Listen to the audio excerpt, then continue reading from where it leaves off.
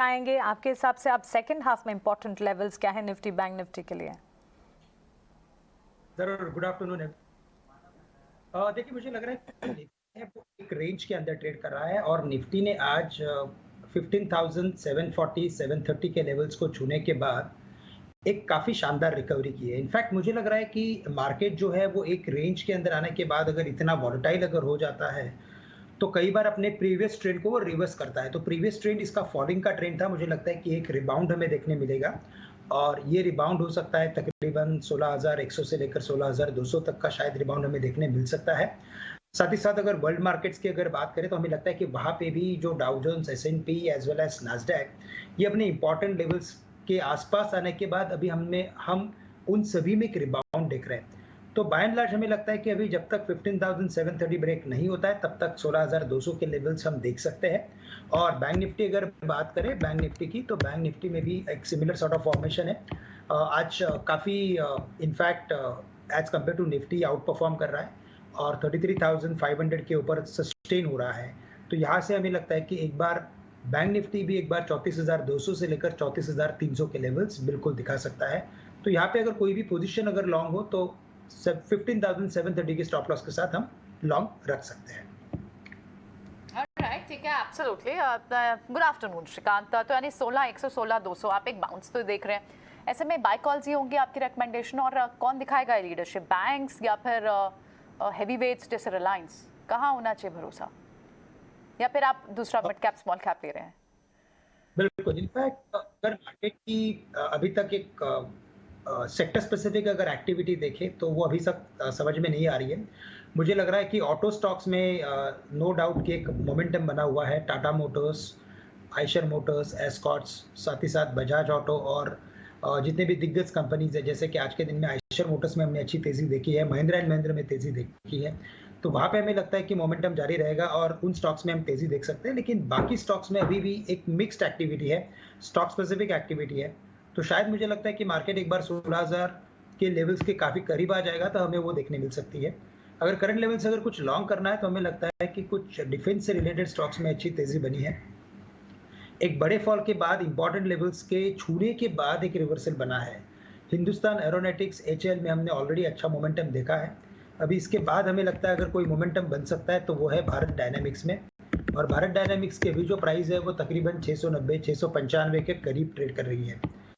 Current level से अगर Bharat dynamics को लॉन्ग करते हैं तो हमें लगता है कि ये स्टॉक वापस एक बार 730 से लेकर 745 के लेवल्स दिखा सकता है। करंट लेवल से भारत डायनामिक्स को लॉन्ग करके चले 695 694 में। स्टॉप लॉस रखे यहाँ पे 680 रुपए का और टारगेट्स रखे 730 और 740 के। साथ ही साथ जैसे मैंने बात किया, अगर ऑटो स्टॉक्स में अगर तेजी बनेगी तो हमें लगता है कि महिंद्रा एंड महिंद्रा में यहाँ से लॉन्ग करने की सिफारिश रहेगी। करंट लेवल से इससे लॉन्ग करके चले और यहाँ पे हमें लगता है कि ये स्टॉक एक बार वापस 925 के लेवल्स दिखा सकता है। 905 के करीब ट्रेड कर रहा है। 890 का हमें स्टॉप लॉस रखना पड़ेगा। ये राय स्टॉक स्पेसिफिक रिकमेंडेशन के तौर पर श्रीकांत की तरफ से आती हूँ। इस बीच कुछ भी हमारे साथ जुड़ गए हैं। कुछ, गुड आफ्टरनून। आज सुबह जब आपसे बात हुई आपने अपनी जो कॉल्स दी थी उसमें से पॉलीकैब, गुजरात, अंबुजा एक्सपोर्ट परफॉर्म कर रही है। ऑफकोर्स आपके काफ़ी ज़्यादा महत्वाकांक्षी टारगेट्स थे, वहाँ तक नहीं पहुँची, लेकिन हरे निशान में इस मार्केट में ट्रेड करना भी काबिले तारीफ है। बताएं, शुरुआत कीजिए, क्या है आपके इंडेक्स पर राय और साथ ही स्टॉक्स कौन से सुझा रहे हैं आप? जी, first up thank you once again for your very kind words. सारे पैनलिस्ट और आपके सारे दर्शकों को भी अ वेरी गुड आफ्टरनून। देखिए, जिस तरीके का मार्केट सेटअप अभी हम देख रहे हैं ये जरा सा एनकरेजिंग है, बट मैं यहाँ पे भी एक जरा सा कॉशन इन्वेस्टर्स के माइंड में डालना चाहूंगा कि this is the first turn around. क्या ये सस्टेनेबल है? नहीं है। ये समय के साथ ही 19th के जो वीकली ऑप्शन है वहां पे 16,000 16,100 में बहुत अच्छा कॉल बेस बनता हुआ दिख रहा है। सो हो सकता है कि आने वाले कुछ समय में मार्केट्स यहाँ पे जरा सा रेजिस्ट करें। और बैंक निफ्टी जो आज आउट परफॉर्म कर रहा है, बैंक निफ्टी का बीटा अगर हम देखें पिछले लास्ट 15 दिन, एक महीने का ना, तो हमें एग्जैजरेटेड मिलेगा कंपेयर टू निफ्टी, क्योंकि जब फॉल भी आ रहा है तो निफ्टी से ज्यादा का आ रहा है और जब राइज भी हो रहा है तो उससे ज्यादा हो रहा है। तो ये एक जरा सा कॉशन का और रादर एक जस्ट एक ऑब्जर्वेशन है। आउट परफॉर्मेंस बैंक निफ्टी की कंटिन्यू होगी कि नहीं, ये मैं अभी it be too early to call right now. तो मैं बैंक निफ्टी पे होल्ड की या वेट एंड वॉच की सलाह दूंगा। निफ्टी यहां से या लोअर लेवल्स पे बाय कर सकते हैं 16,000 16,100 के टारगेट्स के लिए भी। सो ओवरऑल मार्केट सेटअप फिलहाल पॉजिटिव है, एनकरेजिंग है, but let's not get carried away with the momentum. ये मेरी सलाह होगी ट्रेडर्स को। कुछ आपकी कॉल्स भी बताएं। जी हाँ, मेरी पहली कॉल आपके पहले जो panelist, I am sorry I didn't catch his name, उनसे काफी सिमिलर है। वो है बीडीएल की। देखिए बहुत अच्छा सेटअप हम देख रहे हैं इन बीडीएल। जो इसकी फॉल भी आई है मार्केट के कंपैरिजन में काफी कम रही है, और इसने मार्केट के पहले ही एक टर्न अराउंड दिखा दिया था, अच्छी स्ट्रेंथ दिखाई है। और बाइंग के इसमें जो बाइंग हो रही है ये वॉल्यूम के साथ हो रही है, ये भी एक एनकरेजिंग साइन है। आज अपने 20 डे मूविंग एवरेज के पास ट्रेड कर रहा है, इसके ऊपर क्लोजिंग देगा तो एक ट्रेंड कंफर्मेशन भी आ जाएगी on the short term basis. So BDL very encouraging setup. यहाँ पे मेरा टारगेट होगा सिमिलर 730 का, और जो स्टॉप लॉस है ये 660 का लेके चलिए। जो मेरा दूसरा पिक है वो है फ्रॉम द इंजीनियरिंग स्पेस। आपको ध्यान होगा पिछले कुछ समय पहले हम इंजीनियरिंग स्पेस की ओवरऑल बात कर रहे थे, जैसे ऑटोज की हम बात कर रहे थे। इंजीनियरिंग स्पेस में काफी अच्छी एक्टिविटी देखने मिली है, ABB, AIA engineering, similar lines पे वैरक इंजीनियरिंग करके जो स्टॉक है ये भी बहुत अच्छा परफॉर्म कर रहा है। इसमें भी हमने इसके 200 डे मूविंग एवरेज के ऊपर एक बाउंस आके ट्रेड करते हुए आज स्टॉक को देखा है। सेटअप एनकरेजिंग है, इंडिकेटर्स भी इसके पॉजिटिव टर्न हो रहे हैं। यहां मेरा टारगेट होगा 400 का, और जो स्टॉप लॉस है ये 335 का लेके चल सकते हैं। स्टे विद अस, आगे चलते हैं। एलआईसी का लिस्टिंग है, टॉप 5-7 लिस्टेड कंपनीज का साइज है 6 लाख करोड़ का लगभग। हमारे साथ नीरज दीवान अब जुड़ रहे हैं बात करने के लिए कि अगर आपको शेयर मिल गया है तो आपको किस तरह के रिटर्न्स मिल सकते हैं शॉर्ट टर्म में और लॉन्ग टर्म में, और अगर आप मूड बना रहे हैं एलआईसी को अपने इंडेक्स, अपने पोर्टफोलियो का पार्ट बनाने का मूड बना रहे हैं, तो क्या आपको चीज़ें मालूम होनी चाहिए। Neeraj, good afternoon. सबसे पहले तो ये बताएं कि आपको लगता है कुछ लिस्टिंग गेन्स होंगे या थोड़े से रिटर्न एक्सपेक्टेशन मॉडरेट कर देने चाहिए जिस हिसाब से ग्लोबल मार्केट्स हो गए ऊपर नीचे। हाँ जी, गुड आफ्टरनून। मेरे हिसाब से जिस तरह से मार्केट की अभी सबड्यूड मार्केट है, तो आई थिंक लिस्टिंग गेन्स का तो इतना ज़्यादा एक्सपेक्टेशन नहीं रखना चाहिए। ये जहाँ जो रिटेल और शेयर होल्डर्स को डिस्काउंट मिला है तो उनके लिए तो आई थिंक लिस्टिंग गेन हो सकते हैं, बिकॉज हो सकता है कि इशू प्राइस के आसपास लिस्ट हो। बट आई थिंक अगर आप एक medium term to long term investor हैं, मुझे लगता है कि जिस तरह की उन्होंने प्राइसिंग करी है, तो अगर आपको तो इशू प्राइस के आसपास ये शेयर मिल जाता है प्लस माइनस 10-20 रुपए, आई थिंक ये एक अपॉर्चुनिटी है जहाँ पे आप इसमें इन्वेस्टमेंट भी कर सकते हैं। और लॉन्ग टर्म में अगर आप बात करें, जिस हिसाब से इंडस्ट्री 10% के आसपास ग्रो कर रही है, और इस कंपनी के भी प्रोस्पेक्ट्स आप कैसे एनालाइज करते हैं? आपको लगता है कि 3 से 5 साल का व्यू लेके वही 10-12% का एन्युटी ग्रोथ टाइप की कंपनी बन सकती है ये? सी बेसिकली पहला तो एलआईसी ने बोला है कि 1 साल तक अभी एक फॉलो ऑन इशू नहीं आना चाहिए इसका। तो एक उसका एक खाली एक मार्केट में रहता है कि एक फॉलो ऑन इशू आएगा तो बहुत बड़ी डिमांड नहीं आती, पर अब 1 साल तक इशू नहीं आएगा तो उससे आप 1 साल का व्यू तो भी ले सकते हैं कि एक तो आप बोल रहे हैं इंडस्ट्री ग्रोथ जो है। उसके अलावा इसमें एक और अच्छी चीज हो सकती है कि काफी ज्यादा ऑपरेशनल एफिशिएंसी की इम्प्रूवमेंट का इसमें एक स्कोप है। अगर वहां पे कुछ भी इम्प्रूवमेंट होती है तो उसका मल्टीपल बेनिफिट मिलेगा, एक ग्रोथ प्लस आपके मार्जिन भी इम्प्रूव होंगे। अगर ये मार्जिन अपने इम्प्रूव कर पाते हैं तो एक लॉन्ग टर्म इन्वेस्टर्स के लिए बहुत अच्छी रिटर्न मिल सकती है, और अगर कोई फॉलो ऑन इशू आता भी है तो उसके लिए भी एक अच्छी डिमांड बन सकती है। तो आई थिंक ये नेक्स्ट 1 ईयर इनको प्रूव करना पड़ेगा कि हम यहाँ पर एक स्ट्रेटेजिकली हमने डिसीजन ले लिया है कि मार्जिन इम्प्रूव करने ग्रोथ के साथ साथ। आई थिंक वो एक बहुत जरूरी चीज होगी देखने के लिए। Good afternoon Neeraj. एक कंसर्न यहाँ पर, ठीक है, ये तो एक माइंड मेकअप रखना होगा कि लॉन्ग टर्म के लिए एक अच्छा स्टॉक है जिसे आप पोर्टफोलियो में रखें, लेकिन थोड़े से अगर हिस्टोरिकल फैक्ट्स को देखें, जितने भी बड़े आईपीओज हुए हैं उनके आप रिटर्न्स देखें। आप पेटीएम को देखें, 1 महीने का रिटर्न, 3 महीने के रिटर्न नेगेटिव में, 6 महीने के रिटर्न तो 72% इरोड हो गए, just like past big IPOs. थोड़ा सा ये सोच के जरूर रिटेल इन्वेस्टर एक बार के लिए डर सकता है कि ये भी एक बड़ा आईपीओ है, और जिस तरह की इस वक्त कंडीशंस है, मार्केट कंडीशंस है, ग्लोबल सिनेरियोज है, इतने सारे हेडविंड्स के बीच में, सो ये एक डाउट आना भी इन्वेस्टर के दिमाग में, I am sure it's quite evident, काफी लाजमी है। आपका क्या व्यू है? नहीं, जिन स्टॉक से आप कंपेयर कर रहे हैं उनसे इनका कंपैरिजन नहीं कर सकते आप। एक तो लॉस मेकिंग कंपनीज है, बहुत कंपटीशन है, कोई प्रॉफिट उन्होंने आज तक देखा ही नहीं कभी, और ऐसी कंपनी के साथ हम इसको नहीं कंपेयर कर सकते। आई थिंक एक बहुत बेटर फ्रेंचाइज है, एक इंडिया की इकोनॉमिक ग्रोथ और पेनिट्रेशन इंश्योरेंस की लेके चले तो उसका मेजर बेनिफिट इसको मिलेगा आगे चलते हुए भी। आई थिंक और जिस तरह की वैल्यूएशन पे उन्होंने इसको लेके आए हैं वो बाकी स्टॉक बहुत हाई वैल्यूएशन पे आए थे, यूफोरिया में आए थे, तो वैसा यूफोरिया वाला वैल्यूएशन नहीं है इसका। आई थिंक ये रिटेल इन्वेस्टर को ये ध्यान में रखना चाहिए कि वैसा वैल्यूएशन नहीं है, अट्रैक्टिव वैल्यूएशन पे है और हल्की सी भी इम्प्रूवमेंट मार्जिन भी होती है तो बहुत अच्छा ऑपरेशनल इम्प्रूवमेंट इसमें आ सकता है। Neeraj, good afternoon. Of course expectations यही हैं कि सॉफ्ट लिस्टिंग होती हुई दिख सकती है, लेकिन साथ ही इस आईपीओ के लिस्टिंग के इम्पैक्ट जो हैं ऑन अदर लिस्टेड इंश्योरर्स के इस तरह की देखने को मिल रही है। यहाँ पर एक तरह से क्या एक प्योर प्रेशर बिल्टअप होता हुआ दिखेगा of course on the long term itself, या फिर ये जो इम्पैक्ट है ऑलरेडी प्लेड आउट होता हुआ दिखा है?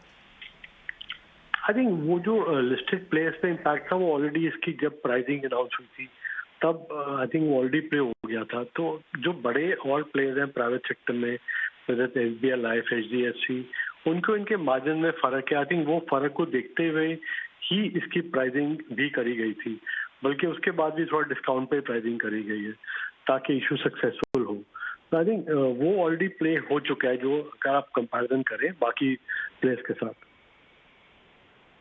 Neeraj, thank you very much for your time ये एनालाइज करने के लिए। LIC का जो कल बड़ी लिस्टिंग हो रही है, यहाँ पे हमारा कवरेज यहाँ जारी रहेगा। कल भी आपको हम लिस्टिंग से लेके बड़े बैंकर्स सबको लेके आएंगे, समझने के लिए मैनेजमेंट भी लाएंगे कि क्या हो सकता है इसका फ्यूचर आगे चलते हुए। हमारे गेस्ट हमारे साथ हैं। श्रीकांत, एक इंजीनियरिंग स्टॉक की बात करता हूँ मैं, एल्गी इक्विपमेंट, बहुत ही सॉलिड रिजल्ट्स आया, चार्ट्स पे आप बता सकते हैं? बिल्कुल बिल्कुल। इसमें देखिए, अगर ये इस पर्टिकुलर चार्ट के अगर लॉन्ग टर्म चार्ट के बेसिस पे अगर बात करें तो यहाँ पे अच्छा खासा एक डिस्ट्रीब्यूशन फॉर्मेशन हुआ है और आफ्टर हिटिंग 420 430 इसमें हमने एक बड़ी गिरावट देखी और उसके बाद लोअर टॉप लोअर बॉटम के फॉर्मेशंस भी हैं।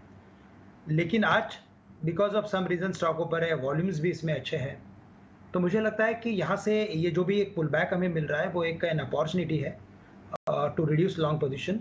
जब तक ये स्टॉक वापस 350 के लेवल्स को क्रॉस नहीं करेगा तब तक हमें लगता है कि इसमें pull back sort of trend रहेगा और इसमें से एग्जिट करना ज़रूरी है। करंट लेवल्स 286 287 के हैं, हमें लगता है कि पुल बैक में 20 डेज मूविंग एवरेज के करीब जा सकता है, विच इज़ अराउंड 310। सो 310 315 के करीब हमें लगता है कि इसमें से पोजिशन को कम करके चले। राइट। ऑटो स्टॉक्स में आज कुछ खासा रुझान दिख रहा है। ऑटो एंसिलरी वैरक की बात कर रहे थे कुछ, इनफैक्ट मारुति भी तेजी में है, दूसरे स्टॉक्स भी ऑटो में काफ़ी अच्छा कर रहे हैं। उसका रीज़न एक काफ़ी हद तक ये भी है कि ओवर द वीकेंड कमेंट्री बहुत अच्छी आई है। दो बड़ी कंपनीज ने ज़बरदस्त कमेंट्री दी है। देखिए, मारुति ने बोला 11-12 हज़ार करोड़ का प्लांट लगेगा सोनीपत में, और हमने देखा टाटा मोटर्स ने करीब 35,000 करोड़ के एक्सपेंशन की बात की है। दोनों ही की हम कमेंट्री अब आपके लिए प्ले करेंगे और उससे बाजार में ये एक सेंस आ रहा है कि अंडर ओन्ड स्पेस है, ग्रोथ की बात आ रही है और नंबर्स भी ठीक ठाक ही आए हैं। इनफैक्ट आइशर आज 4-5% नंबर्स पे चला था, तो उसके चलते यहाँ पे एक रिबाउंड आ रहा है। इसके ऊपर आप कुछ टिप्पणी देना चाहेंगे श्रीकांत? ऑटो स्टॉक्स में स्ट्रॉन्गेस्ट कौन सा लग रहा है चार्ट्स पे आपको? बिल्कुल, तो देखिए, अगर वेरी शॉर्ट टर्म में अगर देखा जाए तो अजय जी हमें लगता है कि अगर कोई स्टॉक चल सकता है तो वो है महिंद्रा एंड महिंद्रा। इसमें मोमेंटम भी है और इसमें ट्रेंड भी अभी तक इंटैक्ट है। तो करंट लेवल से हमें लगता है कि ये स्टॉक शायद 940 935 के लेवल्स दिखा सकता है वेरी शॉर्ट टर्म में। ओवर द पीरियड हमें लगता है कि 1000 के लेवल्स को क्रॉस कर लेगा और अगर यहाँ पे करंट लेवल से अगर लॉन्ग करना है तो हमें स्टॉप लॉस रखना पड़ेगा 890 का। बट अगर यहाँ से अगर एक मीडियम टू लॉन्ग टर्म का अगर व्यू लेना है तो हमें लगता है कि बिल्कुल टाटा मोटर्स को लॉन्ग करके चले। आफ्टर द नंबर्स जैसे इस स्टॉक में रैली हुई है, हमें लगता है कि बिल्कुल इस स्टॉक में वापस एक फ्रेश इंटरेस्ट आया हुआ है और अगर ये फ्रेश अगर बाइंग इंटरेस्ट अगर आया है तो ये स्टॉक वापस एक बार 450 से लेकर 470 के लेवल्स भी दिखा सकता है। तो करंट लेवल से इसे लॉन्ग करके चले, बट थोड़ा लंबी अवधि का नजरिया रखें और अगर बड़ा स्टॉप लॉस रखना है तो मैं सुझाऊंगा 380 का स्टॉप लॉस रखें और टारगेट्स रखें 450 से लेकर 470 की। तो टाटा मोटर्स और साथ ही साथ महिंद्रा एंड महिंद्रा, ये दो के ऊपर हमारी लॉन्ग करने की सिफारिश रहेगी। ऑलराइट, ठीक है। सो ये व्यू रहेगा श्रीकांत का। अच्छे स्टॉक्स चल रहे हैं। आप ऑटो पूरा देखें, ऑटो एंसिलरी देखें, इंजीनियरिंग स्टॉक्स, टायर स्टॉक्स, वहाँ पर अच्छा खासा आपको बस भी दिख रहा है। और आप अगर इस वक्त सारे स्पेसेस देखें, सीमेंट पैक पूरा तेज़ है, कैपिटल गुड स्पेस तेज़ है, इंफ्रास्ट्रक्चर, टेलीकॉम, सो अच्छी खासी बाइंग तो है, लेकिन ये बाइंग कितनी सस्टेन करेगी मार्केट में, ये ज़रूर देखना होगा। Gas distribution counters, retail counters, so यहाँ पर अब कौन से बड़े लेवल होंगे श्रीकांत जो आप वॉच आउट करेंगे? आपने 16,100, 16,200 की बात कही, आपने कुछ टारगेट्स भी दिए, कुछ स्टॉक्स भी दिए, लेकिन इस सारी रैली में अगर रिलायंस की पार्टिसिपेशन कितनी हो सकती है, उसका चार्ट कैसा दिख रहा है अभी? तो यहाँ पे भी अगर आप देखें तो एक बड़ी बिकवाली हमने देखी है और एक बड़े फॉल के बाद यानी 2900 के करीब था ये ऑलमोस्ट स्टॉक, वहाँ से गिरते गिरते तकरीबन 2350 के करीब आ चुका है। आज भी मॉर्निंग में हमने फर्स्ट हाफ में अच्छी खासी एक रिकवरी देखी थी, लेकिन चूंकि मार्केट फिजल आउट हो गया तो ये भी स्टॉक नीचे आ गया है। लेकिन सभा में लगता है कि 2350, 2375 ये एक इम्पॉर्टेंट लेवल्स का एक जोन बना हुआ है, जहाँ पे हमेशा ये स्टॉक आने के बाद एक रिकवरी का एक ट्रेंड बनाता है और वापस अपने एक पुल बैक ट्रेंड में कन्वर्ट होता है। करंट सेल ऑफ के बाद हमें लगता है कि स्टॉक काफ़ी ओवरसोल्ड है और यहाँ से वापस एक पुल बैक की रैली बिल्कुल कर सकता है। तो इस लेवल पे लॉन्ग करें और पिछले 2 या 3 दिन से अगर आप देखें तो तकरीबन ये 2400 के करीब रुकते हुए नजर आया है। तो हम थोड़ा सा स्टॉप लॉस 2400 के नीचे रख के करंट लेवल से लॉन्ग करेंगे और टारगेट्स रखेंगे हम यहाँ पे 2500 से लेकर 2550 के। बिल्कुल, तो ये रिलायंस पे एक व्यू रहेगा बिल्कुल। तो थोड़ा सा सुबह तो फिर भी आपको स्ट्रेंथ दिखा रहा था, लेकिन अब बाजार के गेंस के साथ रिलायंस भी इरोड हुआ है, लेकिन